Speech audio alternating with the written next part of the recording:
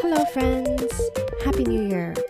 A warm welcome to the first episode of the year of Paper Mache People. I'm your host, Yee Lin.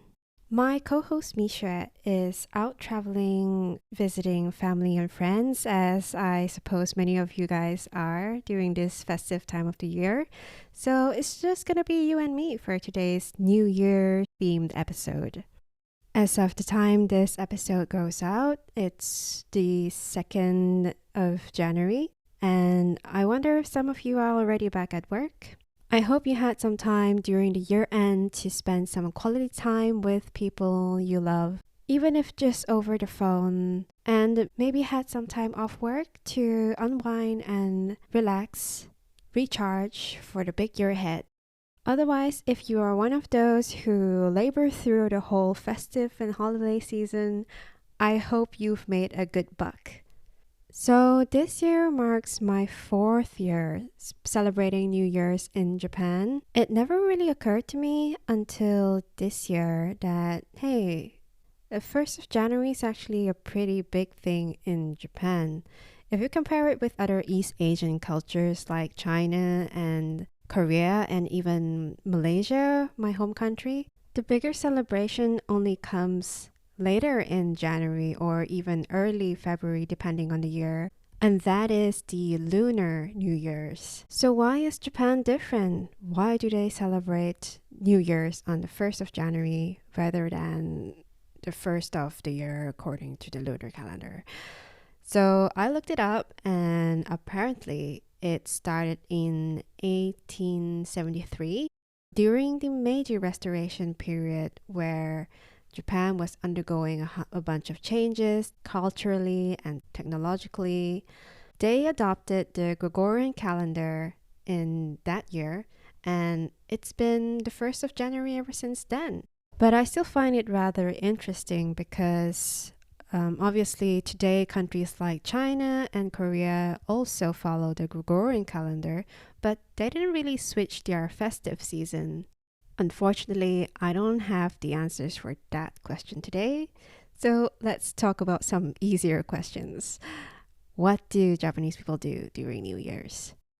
If you're a salaryman like I am, then chances are you have quite a bit of time off. So this is actually my first time experiencing the year-end, year-start holidays or Nenmatsu Nenshi. It's because this is my first year working at a Japanese company. And I find that it's a great concept because not only am I off work, my colleagues are off work, our clients and counterparts are off work. So it's like everyone's agreed that this is a no work period. Companies literally are closed. And it's really peaceful. I have 10 days off and it feels like such a luxury. So then what do Japanese people do during the year-end, year-start holidays? Then the answer is, I have figured over the years, nothing much. This is one of the rare times where shops that might run like 24/7 every day of the year, this is the period where they would close. Like 1st of January, all stores would be closed. And people don't seem to be traveling unless they're like visiting families. Just because, if you travel, then restaurants and museums and sightseeing places would be closed. So you would just pretty much do nothing. Leading up to New Year's, you may see some ads of something called osechi ryori, and it's some fancy looking bento boxes with some cold cut ham or some seafood. Everything's served cold. But the first time I had it, I was a little bit underwhelmed, to be honest. I'm very much a warm food person, as people who have listened to our food episode might know. And I asked my aunt when I was spending New Year's at her place, and she's Japanese, a couple of years back. And she told me it's because no one wants to be cooking on New Year's Day. So they would prepare the New Year's dishes in advance. If you don't have time to prepare it, you would just get it from a store, and they're typically quite pricey, to be honest, I find. And these would typically include some really classic New Year's dish like kuromame or kazunoko. And my aunt told me that these dishes actually have some symbolic meaning. And as a Chinese person, that's pretty relatable because during Chinese New Year, we would also have like a similar thing going where each dish, the dish name itself means something good, like, usually like to make more money and have more kids, something along those lines. And in Japan, it seems like kuromame, the black beans, signify health and happiness, health and hard work. And the kazunoko or the herring roe signify fertility and having many kids. So Asian cultures, basically health, hard work, and kids. That's what we dig. I quite like the black beans. They are simmered in sugar, so they just taste like dessert. Those are good.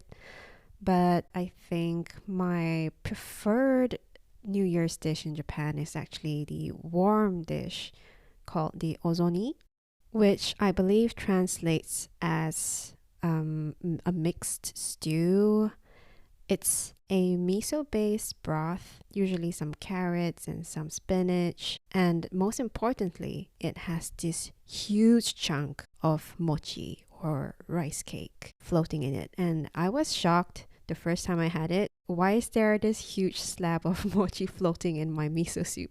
I really struggled to eat that mochi because it was just so dense and chewy. And I was super impressed by how the people around me had managed to somehow wolf down this huge piece of mochi.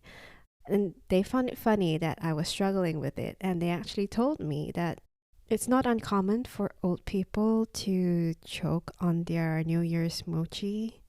So, hey, be careful. Don't rush it. Take your time with your ozoni mochi because the consequences could be lethal. Apart from stuffing themselves with overly dense rice cakes, Japanese people do go to one place that's open on the New Year's, and that's shrines and temples. There is this thing called Hatsumode, the first visit to the shrine of the year. If you happen to be visiting Japan on New Year's Day, if you head to the Meiji Shrine in Harajuku or the Fushimi Inari Shrine in Kyoto, you will run into a huge line who are waiting in the cold, in the dark, for the strike of midnight to make their first wishes of the year.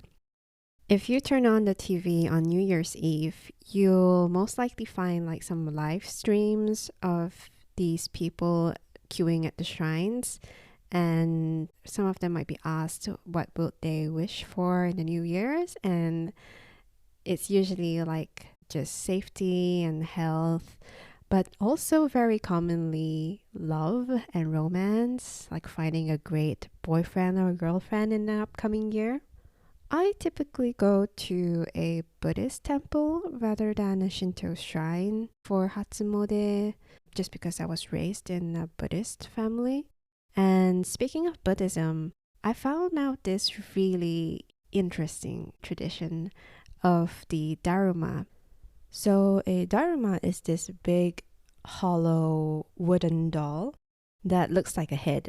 It's basically a large red head, and most of its face is painted in except for its eyes. So the idea is when you get a Daruma, you would make a wish and fill in the left eye.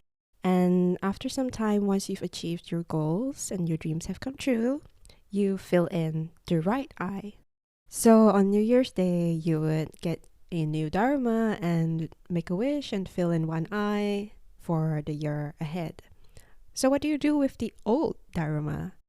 It seems like you bring them to your neighborhood temple and put it in a pile along with everyone else's darumas.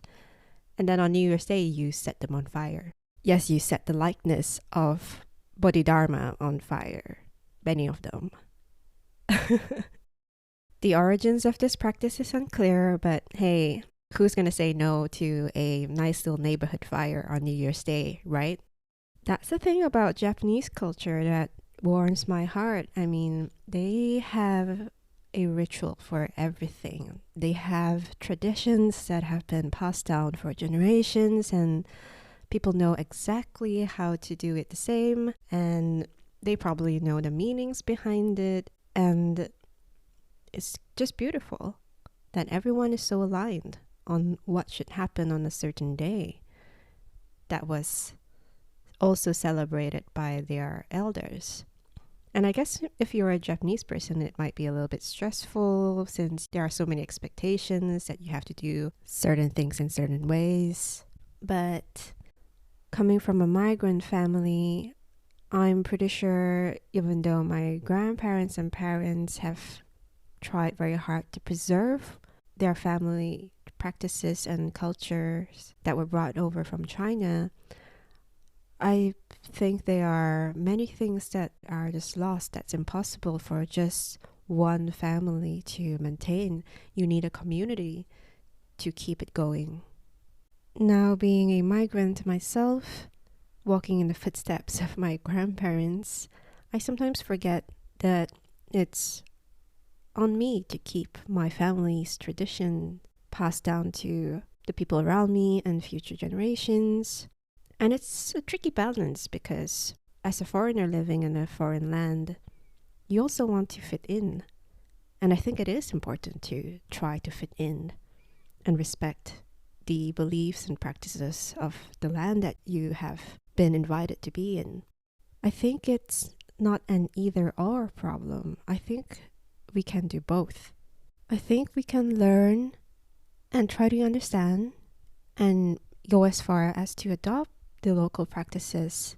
And these traditions usually stem from kindness and trust. And at the same time, you can share what you believe by inviting friends to your home and creating a safe space and a chance for dialogue. And in this increasingly divided world, every one of us, paper machees, living far away from home, have a role to play. And it's important. In the coming year, I will be moving to Sweden. Yes, I'm leaving Japan for good.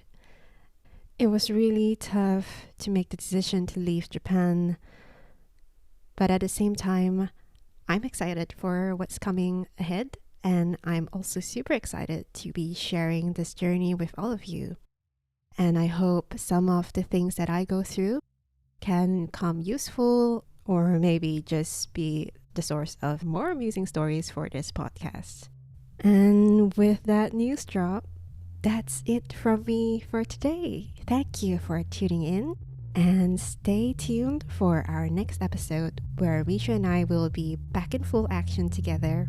We promise to bring you great content, more guests in this coming year, so hit the subscribe button. It means a huge deal to us. I hope all of you have a great start to the year. See you next time.